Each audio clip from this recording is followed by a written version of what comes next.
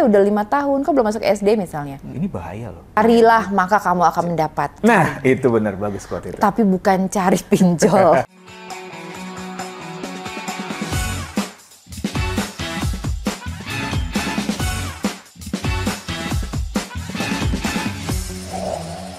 Balik lagi ngobrol di podcast Moving For. Ini ada Mas Ai. Saya boleh mention institusinya nggak sih? Nggak usah ya, Mas Ai aja ya? Boleh, nggak boleh, nggak apa-apa. Ini saya kedatangan tamunya spesial banget, terhormat banget ini. Wah, kedatangan dari Mas Ai dari CNBC Indonesia. Ya ampun, thank you loh Mas Ai udah datang loh. Sama-sama, thank you udah diundang. Tuh. I'm so happy, kita tuh seneng banget kedatangan Mas Ai karena kita mau ngobrolin soal bagaimana mengatur keuangan untuk biaya pendidikan anak. Iya. Karena kan butuh persiapan sebetulnya ya. Apapun kemarin-kemarin di episode sebelumnya tuh kita bahas mengenai mengelola keuangan supaya nggak terjerat pinjol. Terus mengelola THR. Nah itu kita pengen bahas pendidikan nih. Karena ini kan core yang penting banget. Tapi masalahnya kan pendidikan kan tidak murah ya. Apalagi di Indonesia ini kalau dilihat dari informasi dan data dan berita itu kan menunjukkan bahwa inflasi pendidikan terus meningkat tiap tahunnya. Kalau Mas Ai sendiri melihat di Indonesia ini memang semahal itu pendidikan dan sesulit itu kita untuk provide pendidikan untuk anak kita? Iya, memang benar sih. Jadi pendidikan ini memang suatu hal yang sangat penting ya. Jadi mungkin gini, di awal itu kalau menurutku ya the way people melihat pendidikan itu di Indonesia terutama itu sangat pragmatis. Jadi orang melihat pendidikan itu ujungnya adalah untuk nyari duit, gitu ya. Padahal pendidikan itu sebenarnya untuk memperbaiki kualitas hidup juga. Ketika orang makin educate, dia akan makin baik kualitas hidupnya, gitu ya. Jadi bukan semata-mata mencari uang, gitu ya. Muaranya mencari uang, gitu ya. Dan memang benar sekali kalau biaya pendidikan di Indonesia dan mungkin di dunia juga ya itu terus naik gitu, makin naik. Kayak sekarang itu kan inflasi nasional kira-kira 5-6%. Nah, inflasi pendidikan dulu bisa double, bisa 12-14% setiap tahun kenaikannya gitu ya. Dan itu mirip-mirip dengan inflasi medis ya. Jadi kenapa bisa sedemikian mahal? Karena memang untuk mencari suatu institusi pendidikan yang berkualitas itu masih sangat susah. Gitu. Ya mungkin ya bukan bermaksud menyudutkan pemerintah juga ya. Memang sistem pendidikan di kita itu masih growing up lah, intinya masih tahap-tahap terus berkembang gitu ya. Jadi banyak orang akhirnya nyari tempat-tempat pendidikan yang swasta yang memang bagus, tapi sebagai konsekuensinya biayanya juga lumayan mahal gitu. Dan ini yang fenomena yang sekarang ini makin terlihat gitu ya. Jadi kalau ibu-ibu tuh, terutama ibu-ibu nih ya, bukan berarti bahwa bapak nggak mikirin ya. Biasanya kalau punya anak, dia pengen tuh anaknya di sekolah yang paling bagus. Kalau nggak apa-apa deh biayanya mahal, yang penting anak gue tuh pinter. Betul. Yang penting anak gue tuh bisa jadi orang yang sukses gitu ya. Nanti bisa kerja di tempat yang bagus kayak gitu. Dan itu sekarang udah mulai banyak memang institusi pendidikan dari mulai level TK sampai kuliah itu yang swasta tuh yang bagus-bagus. Tapi harganya pasti mahal. Harganya mahal. Bahkan ada yang ratusan juta. I know, right? Gila banget gitu loh. Gini, kalau tadi Mas Ai sempat mention pemerintah ya. Tapi kan inisiatif pemerintah juga sudah banyak dong. Banyak banget. Tapi tidak membantu. Belum, karena kurang. Memang ekosistemnya yang memang belum terintegrasi dengan baik kalau menurut gue. Jadi masalah pendidikan ini kan sebenarnya bukan hanya masalah pemerintah, tapi juga swastanya juga, tapi juga tenaga pengajar. Iya, itu penting. Infrastrukturnya juga. Di kita tuh masih banyak infrastruktur yang nggak bagus.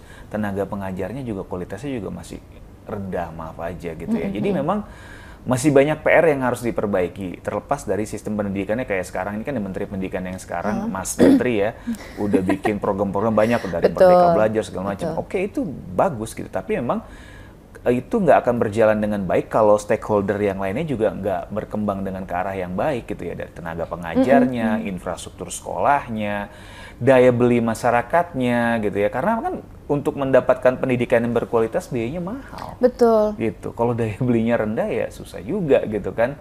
Nah, pemerintah punya keterbatasan juga kan dari sisi anggaran, dari sisi SDM gitu. Nah ini memang harus pelan-pelan lah dibenahinya. Jadi nggak bisa instan juga. Tapi ya hopefully sih sekarang udah makin baik terus. Semoga sih nanti kita juga bisa come up dengan negara-negara lain ya, in terms of kualitas pendidikannya gitu.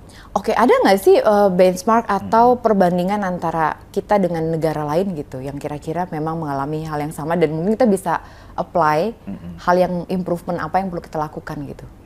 Iya gini aja, simpelnya gini aja. Sekarang lulusan sarjana di Indonesia berapa banyak? Betul. Doktor di Indonesia berapa banyak? Profesor di Indonesia berapa banyak? Masih sedikit banget gitu. Kita bandingkan negara tetangga Malaysia, Singapura masih kalah jauh gitu. Itu kan tandanya bahwa banyak orang-orang yang mungkin belum bisa menjangkau pendidikan yang tinggi gitu. Rata-rata di kita itu SMA loh. Jadi kalau kusutnya pendidikan ini tuh kalau untuk biaya, dari biaya dulu deh. Apa memang biayanya? Apa memang mungkin bukan masalah biaya, mungkin lebih ke infrastrukturnya atau lebih ke masalah tenaga kerjanya atau tenaga pendidiknya, tenaga pengajarnya gitu, atau mungkin dukungan dari pemerintahnya kurang atau apa sebetulnya Mas Hai? Ya sebenarnya kompleks ya. Ujung-ujungnya memang karena pendidikan negeri yang disediakan oleh pemerintah dianggap kualitasnya kurang baik. Maka dari itu banyak pendidikan swasta yang dituju atau diburu oleh orang gitu. Sementara buat yang punya pilihan itu. Sementara biayanya kan mahal gitu. Itu mungkin bisa dijangkau oleh kalangan menengah atas gitu. Nah, yang menengah bawah ini gimana? Sementara di Indonesia secara pendapatan lebih banyak yang menengah bawah dibanding yang menengah atas gitu. Maka dari itu pendidikan di Indonesia, tingkat pendidikan di Indonesia rendah gitu karena dia nggak bisa menjangkau yang bagus gitu, lembaga pendidikan yang bagus. Sementara ketersediaan sekolahnya juga belum mencukupi dibanding rasio penduduknya gitu. Jadi mungkin SD, kompleks SMP, banget SMA, kompleks banget. Mungkin kita jangan lihat hanya di Jakarta dan sekitarnya. Coba kita main-main ke kalau lebih jauh lebih, ke ya Sulawesi, betul. ke Papua. Berapa banyak sekolah di sana? Iya betul. Paling segelintir aja. Sementara orang yang harus sekolah banyak gitu kan. Itu kan menandakan bahwa memang masalahnya emang kompleks banget gitu ya. Itu yang menyebabkan akhirnya biaya pendidikan tinggi itu mahal. Gitu. Kita bagi dua mungkin ya. Kita bagi dua untuk orang-orang yang tidak mempunyai pilihan dan orang-orang yang punya pilihan untuk ke swasta. Untuk orang-orang yang tidak punya pilihan, bagaimana mereka bisa mensiasati untuk memiliki dana pendidikan untuk anaknya? Ya sebenarnya intinya gini, kalau menurut gue yang paling penting adalah untuk kita menyekolahkan anak, kita harus tahu dulu gitu ya, si anak ini minat dan bakatnya ke arah mana gitu. Dengan begitu kita bisa merencanakan nih, kira-kira pendidikan yang cocok buat dia apa. Ya. Mungkin kalau untuk TK, SD, SMP itu belum terlalu pengaruh ya, tapi kok SMA udah mulai tuh ada penjurusan, apalagi kuliah gitu ya. Nah, sebaiknya memang itu mulai dibentuk dari kecil gitu sebelum dia sekolah atau diketahui lah sama orang tua gitu. Nah dari sisi orang tua biayanya memang harus mulai dipersiapkan. Kalau bisa memang ya kalau orang-orang yang belum nikah nih mulailah nabung-nabung nih, bukan hanya buat biaya pernikahan ya, tapi juga buat biaya anak lu sekolah juga. Justru gitu kan. Dari sebelum nikah. Ya. Karena begini, yaitu inflasi pendidikan yang tinggi, kebutuhan dana pendidikan yang tinggi. Oke lah kalau kita penghasilannya gede, mungkin kita bisa persiapkan dalam jangka waktu pendek gitu ya. Tapi kalau penghasilan kita UMR, berarti kan makin jauh kita mempersiapkan dana pendidikan ini. Jadi, this is new ya. Jadi dan ini pasti mengagetkan loh untuk yang nonton karena kalau mikirnya gini Mas Hai, aduh gaji gua aja UMR nih. Kata Mas Hai kalau mau menyiapkan dana pendidikan harus sebelum nikah justru. Betul. Gimana caranya? Ya memang harus diatur, intinya gitu kan. Jadi itu, kalau menurut gue ya sekarang ini orang kalau sebelum dia nikah, selain dia mulai mempersiapkan biaya nikah atau biaya beli rumah lah, tempat tinggal, itu biaya pendidikan anak juga penting. Karena memang itu sesuatu yang nggak mungkin lu hindari kalau lu punya anak gitu kan. Pasti anak lu harus sekolah dong. Walaupun mungkin sekarang ini banyak orang-orang yang menganggap sekolah nggak terlalu penting lagi gitu. Tapi at least sejauh ini sekolah itu masih tetap harus diprioritaskan gitu. Jadi memang harus disiapkan sebelum lu menikah. Gitu. Wah ini kalau saya kaitkan dengan episode-episode sebelumnya ya. Jadi banyak nih PR-nya buat orang yang mau nikah. Iya banyak. Tadi Mas Hai bilang bukan cuma soal selebrasi pernikahannya kan, itu biaya, butuh biaya. Kemudian beli rumah, ya kan, biaya pendidikan anak. Kemarin Dokter Gendis bilang kalau sebelum nikah tuh mikirin kesehatan dulu. Betul. Pasangannya juga harus pikirin suami betul, istrinya harus sehat. Macam-macam tuh yang harus dipersiapkan tuh. Makanya ribet loh. Jadi sebelum nikah itu, nah ini kalau dilebarin lagi bisa ke topik lain ya kan? Iya makanya. Stop dulu di sini. Kita simpan nanti buat episode berikutnya. Cuman berarti memang PR orang yang mau menikah banyak. Kalau dia mau kualitas keluarganya bagus. Oh, ada catatan. Tapi kalau mau asal nikah, sok atu mangga. Aja. Tapi kan mana ada sih orang mau cuman asal-asalan aja. Kayaknya nggak ada harusnya ya, harusnya nih. Gue nggak tahu deh. Nikah, punya anak ya mikirin nanti aja. Ya mungkin ada yang berpikir seperti itu. Tapi tetap aja ketika lu punya anak, pasti ada rasa gimana gitu sama anak tuh. Anak gue tuh harus lebih baik dari gue. Nggak mungkin lah ada orang tua yang anaknya nggak pengen, harusnya lebih baik ya. Oke, tadi PR-nya tuh kalau sebaiknya menyiapkan dana pendidikan itu sebelum menikah.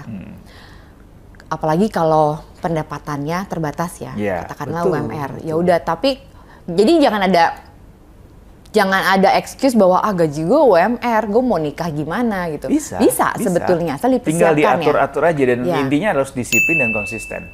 Nah itu yang sulit ya. Itu yang sulit. Konsistensi itu sulit sekali. Iya. Tapi sebelum nikah siapin dana pernikahannya, dana untuk kehidupannya, dana untuk pendidikan anaknya kalau berencana punya anak begitu ya. Betul.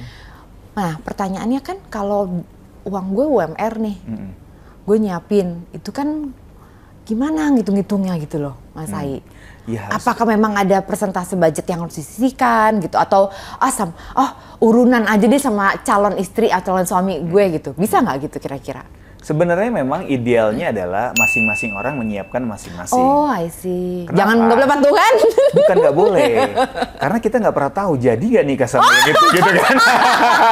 Iya, kita udah patungan nggak jadi gimana? Gitu. Stop, berarti nggak usah patungan. Oh iya benar juga, benar. Iya, oh itu iya hal ya. yang kadang terlihat sepele tapi itu bisa berakibat fatal karena banyak orang uang ya.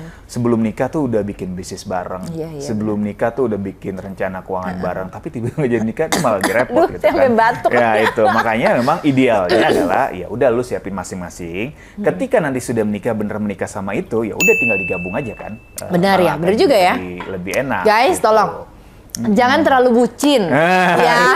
Karena bucin terbutakanlah semua itu jadi patungan dia tuh bikin. Takdir nggak ada yang tahu soalnya. Iya, bikin ini bikin. Kan hari esok nggak ada yang tahu sih, bener juga. Bener. Pacaran sama ini nikahnya sama sana. Gitu. Jadi mendingan masing-masing mempersiapkan dana pendidikan untuk anak. Ketika menikah baru disatuin siapapun pasangannya yang jadi jodoh, ya. Betul. Ya, benar. Itu benar, saya setuju. Ini tips percintaan dari Mas saya. Karena terkait loh, pendidikan, kesehatan, percintaan terkait itu. Oh benar-benar, setuju saya, setuju. Satu saling kait mengkait. Iya, berarti harus dipersiapkan. Nah, kalau ternyata sudah kadung nih, udah belum, ya gue udah bablas nggak punya persiapan tapi udah nikah, tapi penghasilan masih terbatas UMR. Terus harus gimana pasangan ini gitu? Ya intinya dia tetap harus mempersiapkan uang pendidikan untuk anaknya, intinya itu. Kalaupun udah menikah ya? Walaupun sudah menikah, walaupun sudah terlambat, tapi bukan berarti dia nggak mempersiapkan sama sekali, tetap harus disiapkan, gitu. Dialokasikan dari penghasilannya. Kalau dirasa tadi misalkan gaji gue UMR sangat sulit mengaturnya, ya lu harus step up.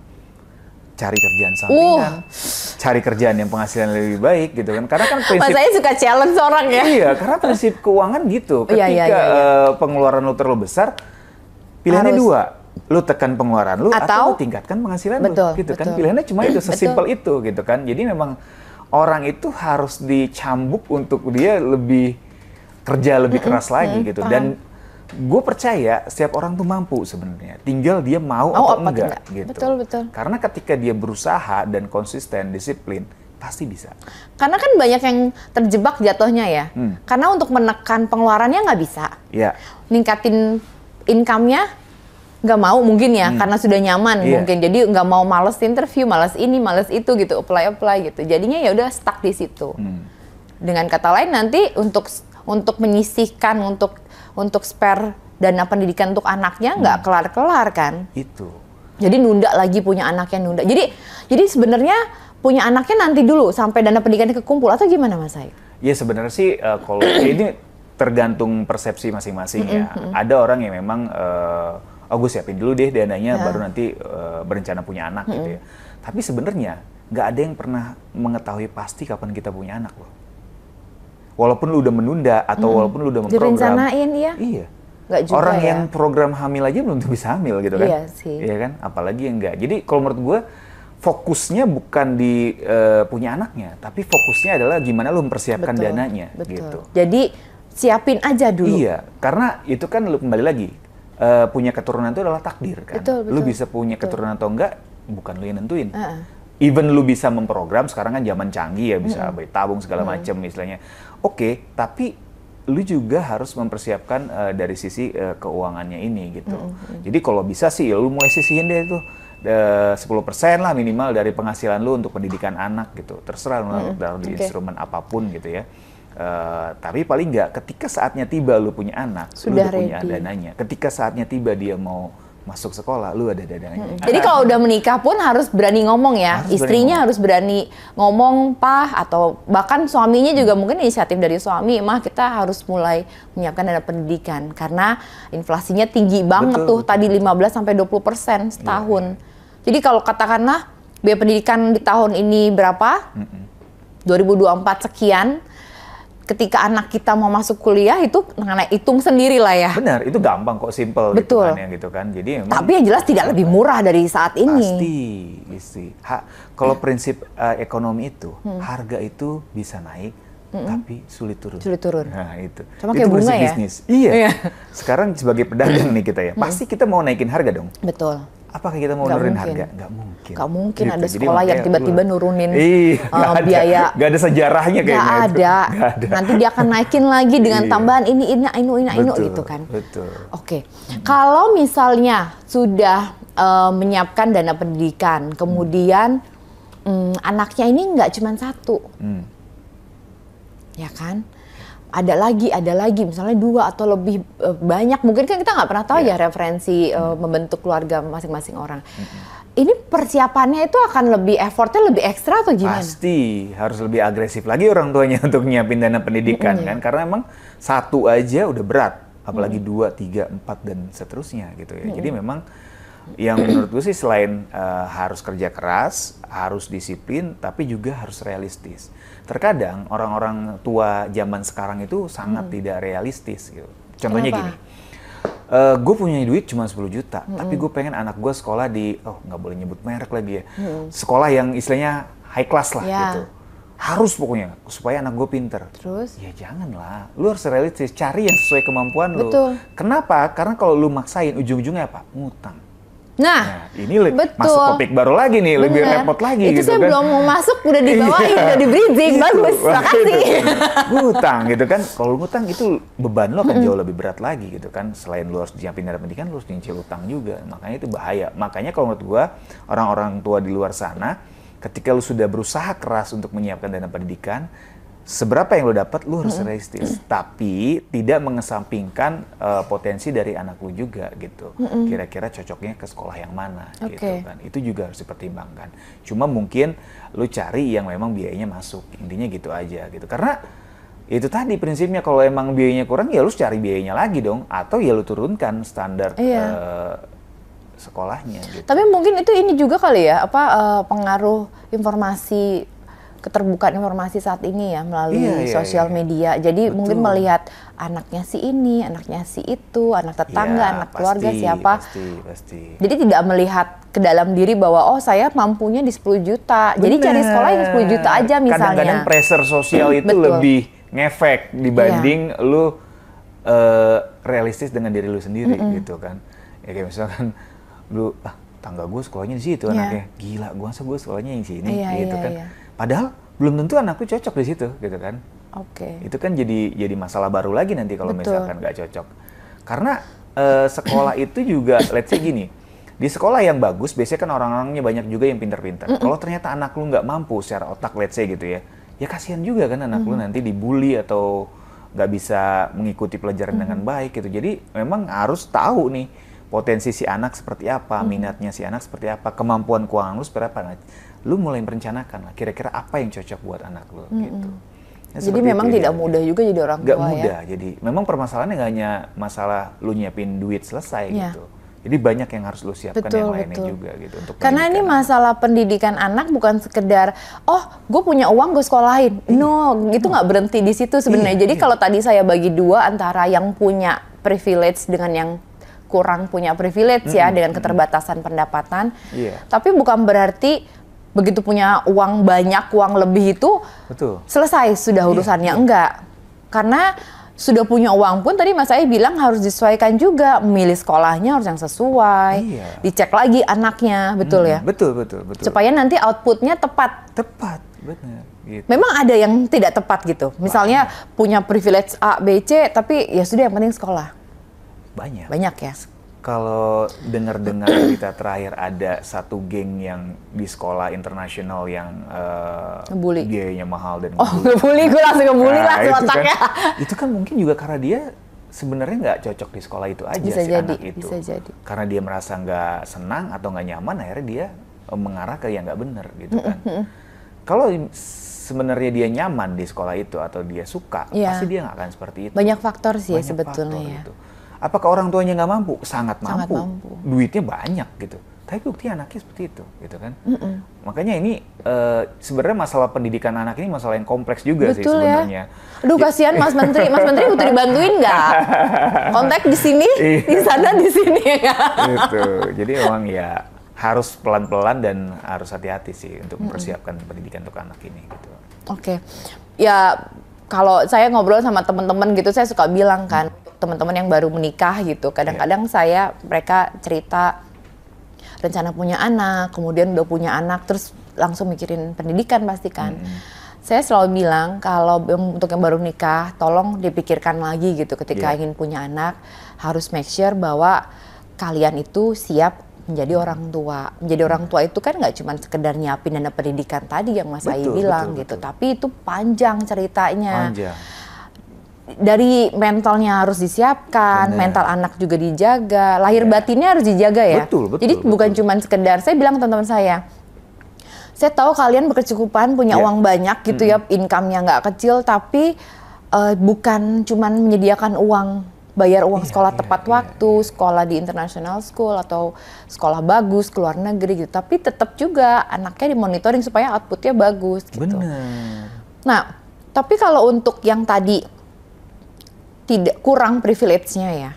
Apakah mereka juga punya kesempatan yang sama dengan anak-anak yang punya privilege? Nah, ini pertanyaan bagus nih. Menarik. Di zaman sekarang itu banyak yang namanya beasiswa.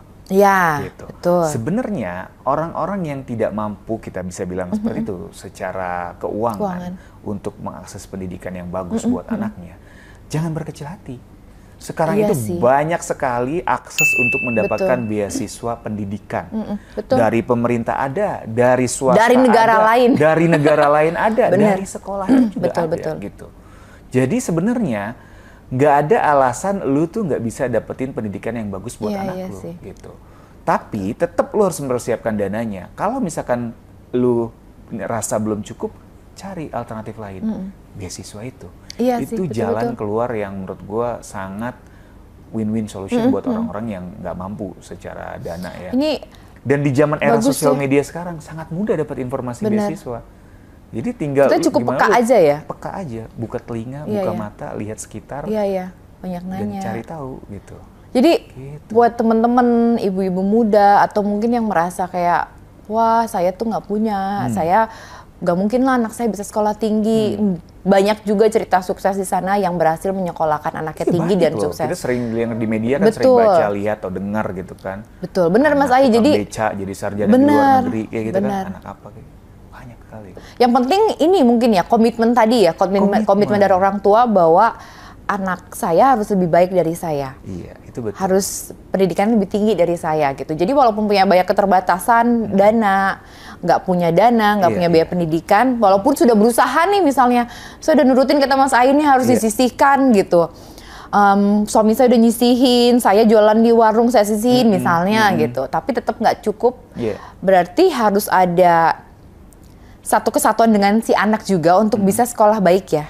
Supaya si anak bisa mengajukan beasiswa itu. Betul. Karena kalau ngajuin beasiswa ya pasti ada persyaratannya ya, Mas Ai ya.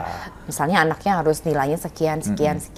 Makanya peran orang tua sangat penting gitu. Betul ya. Anak bisa jadi cerdas atau enggak tuh peran orang tua tuh mayoritas penting. Karena sebenarnya anak yang biasa-biasa aja bisa jadi cerdas kalau orang tuanya tuh memang istilahnya telaten atau mungkin sangat suportif gitu ya ke anak ini atau ke si anak gini. Tapi anak yang mungkin secara otak dia cerdas, tapi orang tuanya entah kemana, itu bisa jadi anak yang nggak sukses juga. Iya. Gitu. Betul. Jadi memang peran orang tua di sini sangat penting banget sih. Iya. Gitu. Karena tuh pilarnya keluarga ya. Iya. Pilar dan fondasinya keluarga. Jadi memang it's not easy to be parents memang. Jadi ya shout out ya buat orang tua di sana yang terus berjuang menjadi orang tua yang terbaik buat anak-anaknya. Karena ini saya mau, wah sedih ya kalau ngomongin orang tua. Cuman paling nggak buat orang tua baru, ayah ibu baru. Ya jangan cuman kadang-kadang orang menikah, ya udah deh kita nikah punya anak, udah sekedar gitu. Tapi paling nggak mulai dipikirkan perencanaannya, perencanaan keuangannya, pendidikannya. Anaknya kira-kira senengnya apa dan kita tuntun dia untuk ke arah sana begitu ya. Betul. Walaupun memang zaman sekarang balik lagi ke uang nggak ada yang mudah, tapi bukan berarti nggak ada kesempatan. Kalaupun dengan adanya privilege nih, keluarga yang punya privilege, kalau kita ngobrol ke keluarga yang punya privilege. Sejak kapan, kalau punya privilege kan ya katakanlah mampu ya, uangnya ada gitu. Tapi tetap harus dipersiapkan atau anytime aja? Tetap. Karena kan keuangan ini adalah sesuatu yang sebenarnya nggak pasti juga gini. Oke lah sekarang gue secara income gede gitu ya. Tapi besok, bulan depan, setahun depan tiba-tiba gue bangkrut atau bangkrut. Benar. Nggak ada yang pernah tahu gitu. Jadi tetap harus dipersiapkan. Mau lu punya privilege, mau lu nggak punya privilege. Sama sebetulnya. Gitu. Lu harus persiapkan sedini mungkin. Jaga-jaga force major terjadi gitu kan. Kayak kemarin tiba-tiba COVID. Banyak orang kolaps usahanya, banyak orang kolaps bisnisnya. Siapa yang bisa nyangka gitu? Nah kalau lu nggak punya dana yang cukup, sementara anak punya ya? Iya, anak punya dan harus sekolah. Masih anak lu nggak sekolah kan nggak mungkin gitu. Jadi memang harus dipersiapkan oleh siapapun dalam kondisi keuangan seperti apapun gitu. Jadi nggak ada excuse gitu, sedini mungkin. Karena suatu saat pasti akan digunakan kalau memang lu punya anak gitu kan. Jadi lebih baik lu siapin dulu aja gitu. Masalah nanti mau dipakainya kapan, itu urusan nanti. Kan gitu, simpelnya. Karena ada beberapa nih teman-teman saya tuh ya, mereka baru menikah. Anaknya misalnya baru setahun, 2 tahun gitu. Mungkin mereka tidak mempersiapkan karena mungkin sudah ada privilege lebih lah gitu ya. Tapi tidak mempersiapkan. Tapi mulai mencari informasi. Sekolahnya kira-kira masih setahun 2 tahun ya, masih baby banget gitu. Tapi mereka sudah, zaman sekarang kan sekolah macam-macam ya. 2 tahun aja udah bisa dimasukin sekolah, gitu. Tapi yang main ya kan. Playgroupnya gitu, menstimuli mereka untuk kreatif, sosialisasi. Sebenarnya itu baik ya. Baik. Tapi kan balik lagi lihat kemampuan, apakah mampu apa tidak. Nah, kalau misalnya si ibu dan suami istri ini sudah, kita nyari-nyari nih buat anak kita nih misalnya. Kira-kira anak kita 2 tahun atau mungkin di usia 3 tahun kali ya masuk playgroup gitu. Tapi kan biayanya mahal ya, mau playgroupnya international school. Menurut Mas Ai, apakah memang perlu sedini itu disekolahkan? Atau memang nggak perlu sebenarnya, tidak punya privilege, mampu atau tidak mampu, nanti aja sekolah itu langsung di sini gitu. Untuk mengkompakkan dana pendidikan yang sudah dipersiapkan, atau memang ya nggak apa-apa juga gitu. Karena kan itu banyak pro dan kontra ya. Ada teman-teman yang bilang, ya udah sih nggak apa-apa gitu. Ada yang bilang juga misalnya mertuanya, ibunya, teman-temannya itu kan masih bayi gitu, ngapain disekolahin gitu. Menurut Mas Ai itu sebenarnya ini menarik, ini pertanyaan menarik juga. Jadi ada penelitian dari salah satu lembaga di luar sana gitu ya. Waktu ideal anak sekolah tuh usia berapa gitu ya. Jadi memang kalau menurut penelitian yang ada gitu ya, anak itu jangan terlalu kecil disekolahkan.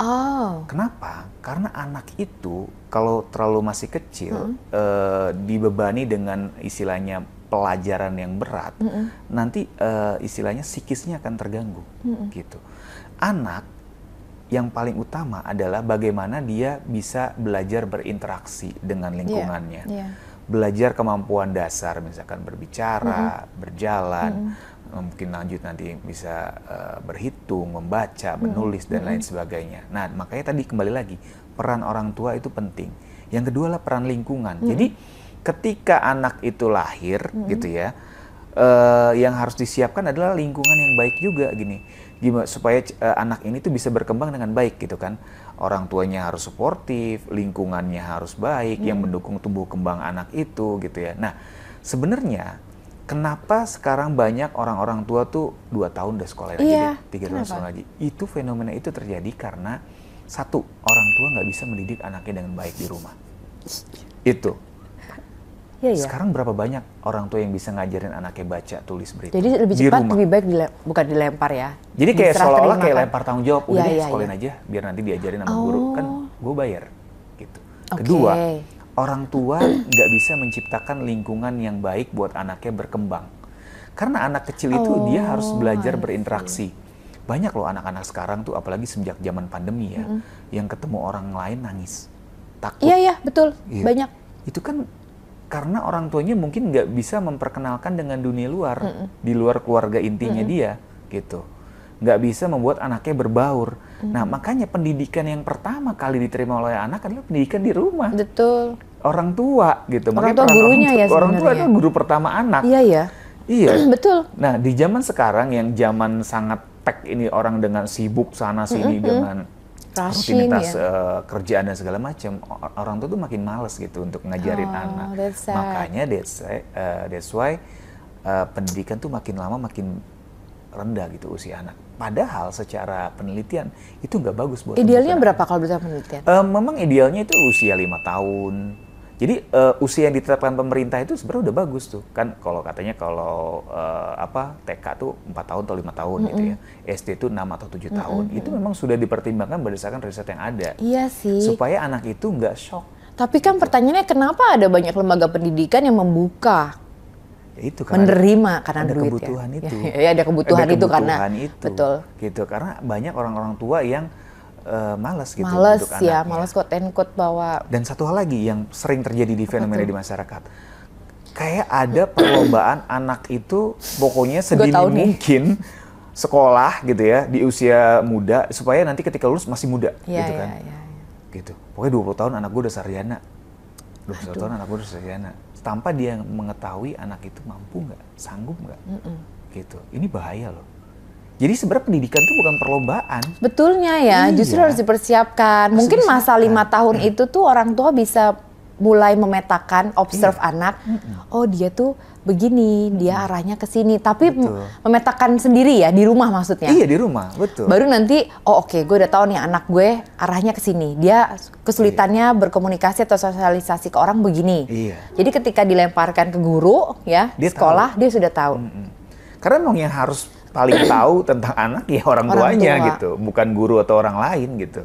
Makanya agak aneh ketika orang tua nggak tahu si anak itu karakter seperti apa gitu ya, minatnya seperti apa gitu. Iya karena kan banyak ya, umur 2 tahun, 3 tahun udah open tuh. Playgroup gitu, dan itu mahalnya minta ampun.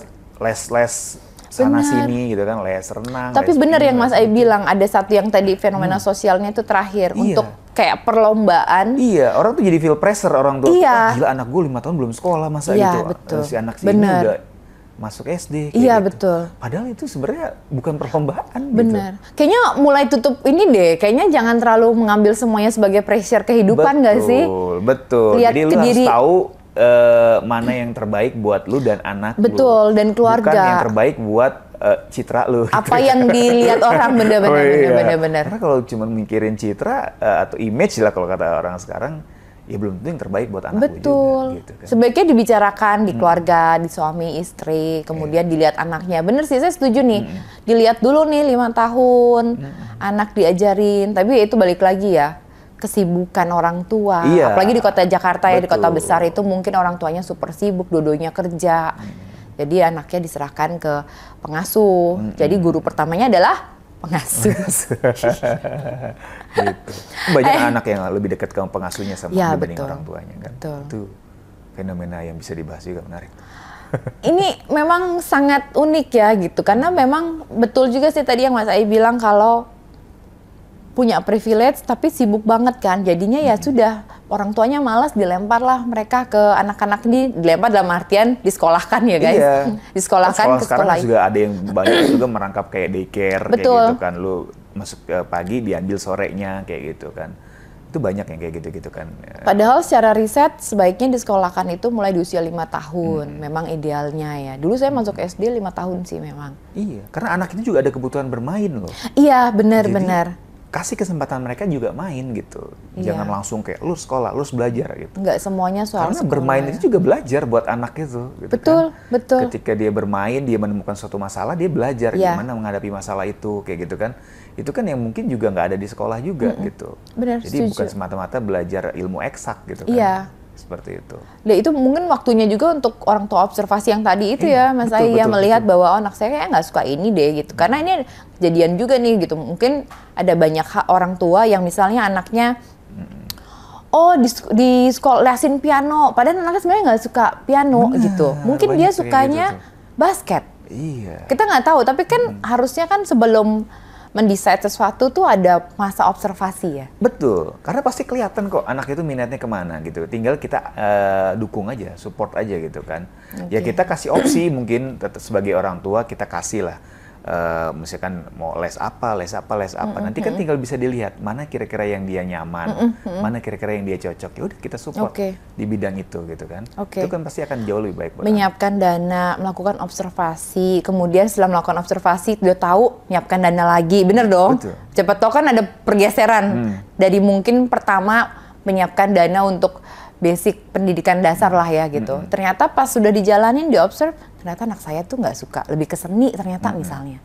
Dia kayaknya pengen les tari nih atau mungkin nanti kuliahnya kuliah tari atau apapun lah.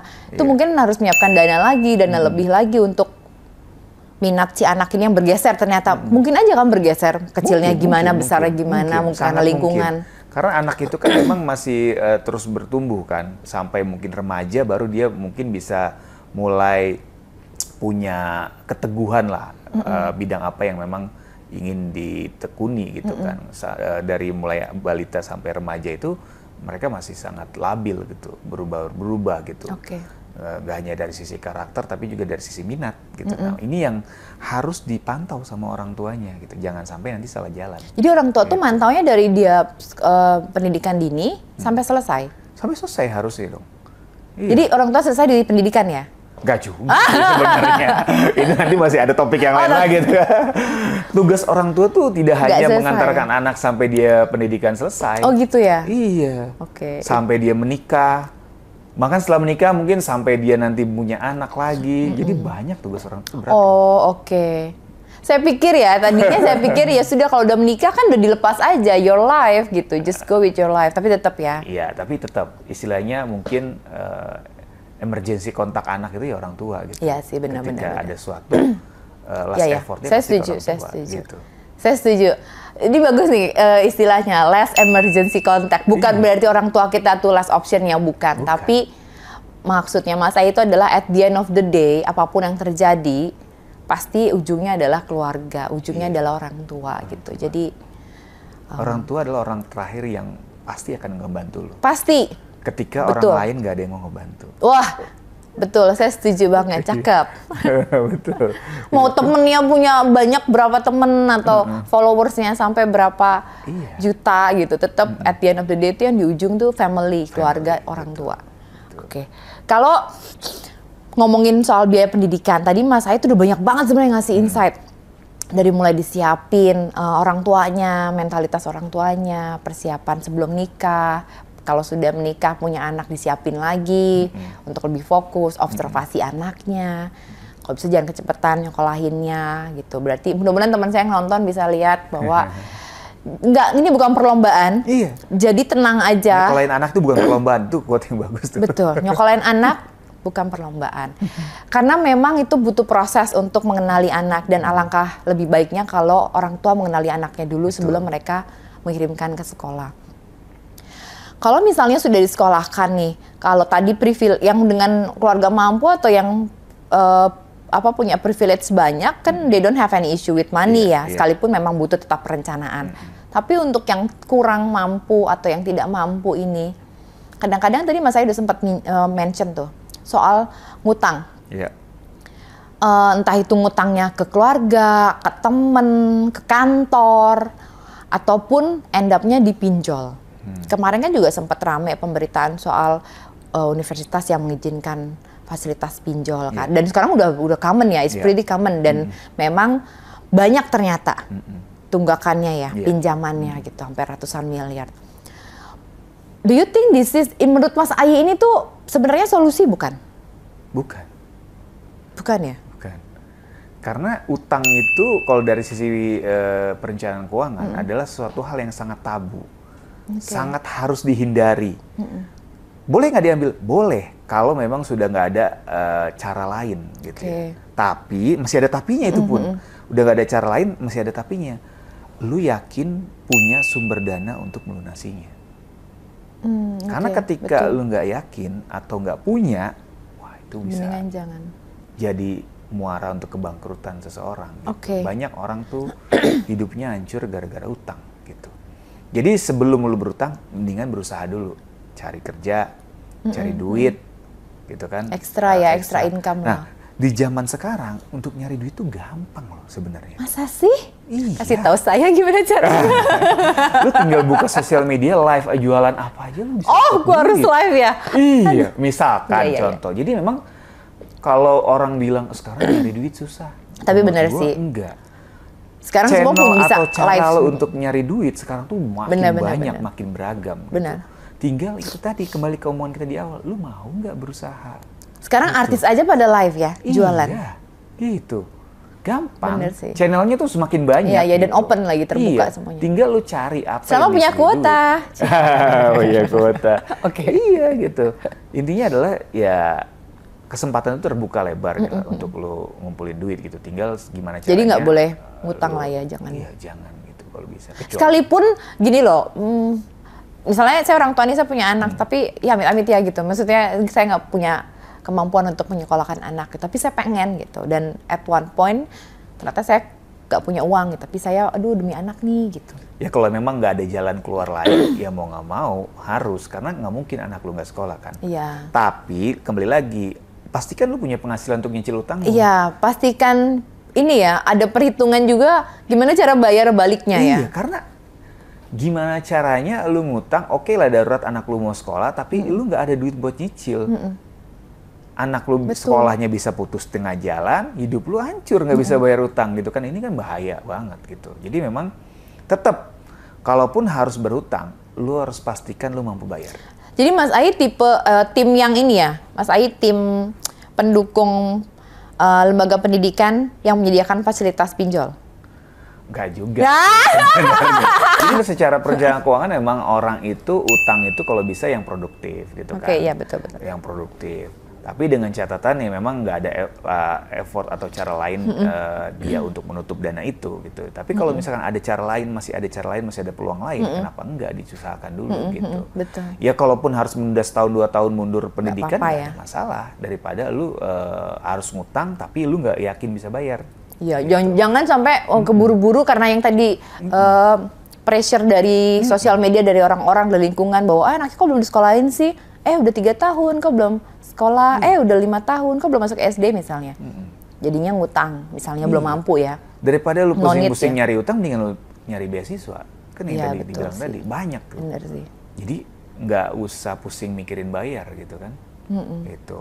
Kayak sekarang kan di sekolah negeri itu kan banyak juga yang istilahnya bantuan operasional sekolah, yang sekolah lu gratis. Sebenarnya pemerintah banyak kok programnya gitu. yang Swasta cukup juga membantu. banyak. Bener. Sekarang banyak yayasan-yayasan bantu pendidikan juga. Gitu. Belum lagi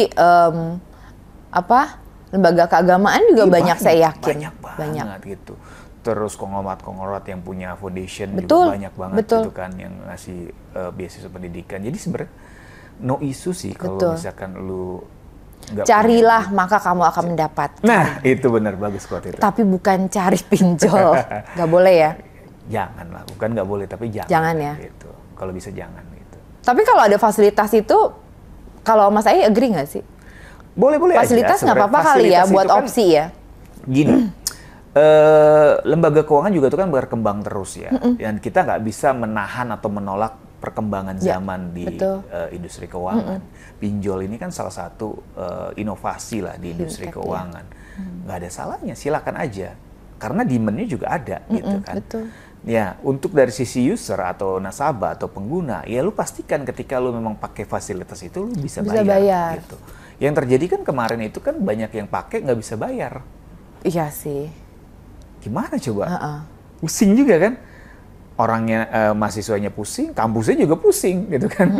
Ya itu yang makanya bisa jadi bom waktu gitu. Ya, intinya adalah kembali lagi, kalau bisa dipersiapkan dari jauh-jauh hari, dana pendidikan itu akan jauh lebih baik. Kalaupun ternyata nggak bisa, ya lu harus cari alternatif lain. Lu either itu beasiswa atau mungkin lu tunda dulu pendidikan anak lu setahun 2 tahun, lu cari dananya dulu, baru nanti masukin anak lu ke sekolah gitu. Jadi itu tadi kembali lagi, ya pendidikan itu kan bukan perlombaan. Oke, ada ketentuan umur masuk SD sekian, masuk TK sekian.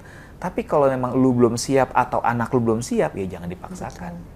Gitu kan. Iya sih. Karena semua orang punya labnya masing-masing ya. Iya, semua orang punya masalahnya masing-masing.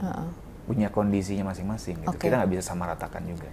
Kalau dari sisi kitanya tuh sudah effort banget gitu untuk melakukan A, B, C, ini itu gitu. Tapi kalau dari sisi pemerintahnya kira-kira menurut Mas Ayi tuh butuh effort lebih nggak sih? Atau bisa nggak sih ada intervensi dari pemerintah untuk kayak, oke, pendidikan ini satu hal yang sangat amat penting untuk menciptakan generasi atau SDM manusia yang lebih baik. Kita kayak perlu intervensi lebih deh nih untuk di dunia pendidikan supaya semua itu bisa mendapatkan pendidikan yang sama dan rata dan bagus gitu. Sebenarnya apa bantuan atau apa yang dipersiapkan pemerintah di dunia pendidikan itu sudah sangat besar. Kita ambil contoh dari dana pendidikan ya. Itu 20-30% dari APBN loh, paling besar. Gede sih sebetulnya. Paling besar. Tapi mungkin kurang kali ya untuk negara sebesar Indonesia. Ya itu tadi, pemerintah juga nggak bisa sendirian dalam mempersiapkan pendidikan yang berkualitas. Ada stakeholdernya, ada swasta juga. Ada juga peran dari masyarakatnya juga, peran dari tenaga pengajarnya juga, infrastrukturnya juga. Karena nggak ada satupun di dunia ini negara yang bisa menyiapkan itu sendiri. Pasti ada stakeholdernya, pasti ada ekosistemnya. Jadi intinya adalah bagaimana pemerintah menyiapkan istilahnya payung hukum dan juga ekosistem yang baik di pendidikan di Indonesia ini gitu. Mungkin dari sisi dana nggak mencukupi, tapi bisa dibantu dari sisi yang lainnya. Gitu kan. Sistem pendidikannya yang rapi, sekolahnya yang menyebar merata. Gitu. Kayaknya kalau dana kurang ya, kita bukan maju soalnya ya. Belum mungkin ya. Ya, kalau bicara kurang sih mungkin akan kurang terus ya. Tapi intinya banyak hal-hal lain yang juga harus dipersiapkan in term of dana gitu oleh pemerintah ini. Dan itu sudah dilakukan sebenarnya. Walaupun memang belum sempurna gitu, dan pasti setiap waktu pasti akan terus harus ditingkatkan gitu ya. Jadi memang kalau menurut gue sih apa yang dipersiapkan atau dibantu oleh pemerintah juga nggak sedikit. Gitu. Betul. Nggak sedikit. Inisiatifnya sudah banyak kok, cuman mungkin masih learning juga ya pola atau metode apa yang tepat untuk di-apply di Indonesia ini, karena Indonesia cukup kompleks. Masyarakatnya majemuk. Banyak lah gitu. Mungkin yang masih antipati dengan sekolah juga masih ada. Somewhere out there saya yakin masih, buat apa sekolah? Mungkin masih begitu. Mudah-mudahan insight dari Mas Ayi bisa bermanfaat ya. Dan membantu ya. Ya, betul. Jadi di summary lagi apa tuh Mas? Harus nyiapin dana. Pasti harus nyiapin dana pendidikannya. Yang kedua, lo harus persiapkan anak lo juga, gitu kan. Mentalnya, kemampuannya, minatnya, bakatnya. Yang ketiga, lo harus merencanakan apa pendidikan yang cocok buat anak lo ini. Yang keempat, lo harus pantau. Lo harus lihat. Lo harus in charge langsung tumbuh kembang anak lo ini di dunia pendidikan tuh seperti apa. Yang kelima, yaitu peran orang tua tuh nggak habis di situ juga. Tetap lu harus menjadi orang pertama yang menjadi guru anak lu, dan orang terakhir juga yang menjadi sandaran anak lu juga gitu. Jadi memang tugas orang tua tuh berat ya. Ini episode bijak ini ya, episode bijak ini. Tapi kadang-kadang memang sangat mudah mengucapkannya, tapi sangat sulit menerapkan. Dipraktekinnya sulit memang. Memang kalau ngomongin soal menyiapkan dana pendidikan anak, itu memang tidak mudah saya yakin, karena memang butuh proses, butuh konsistensi, butuh komitmen. Tapi poin yang saya suka itu tadi adalah ketika masalah poin mengenai minjam, mengutang gitu. Apalagi menyadarkan ke layanan pinjol, lebih baik tidak gitu. Memang yang jalan yang paling ampuh itu menurut saya sebelum memutuskan ke pinjol ya memang harus disiapkan terlebih dahulu. Mencegah daripada mengobati. Jadi daripada kita terkapar-kapar nanti, mendingan kita siapkan dulu dana pendidikannya. Jangan mengutang untuk dana pendidikan anak gitu. Apalagi sekarang udah banyak asuransi juga ya. Benar. Mas Ai, asuransi pendidikan itu kan juga udah banyak. Itu kan salah satu opsi lah gitu. Goalsnya apa sih? Goalsnya supaya anak kita gitu ya, anak bapak ibu atau siapapun kalian yang ingin menjadi orang tua nanti bisa menciptakan generasi yang lebih baik dari kita gitu. Terima kasih Mas Ai waktunya. Saya senang banget. Nanti kapan-kapan kita ngobrol lagi. Boleh, pasti. Atau teman-teman CNBC datang ke podcast Moving Forward supaya kita bisa dapat insight-insight baru yang bisa kita share di podcast Moving Forward. Oke. Gitu. Persembahan spesial banget dari Asuransi Simas Jiwa, bagian dari Sinarmas Financial Services. Bye. Terima kasih Mas Ai. Thank you.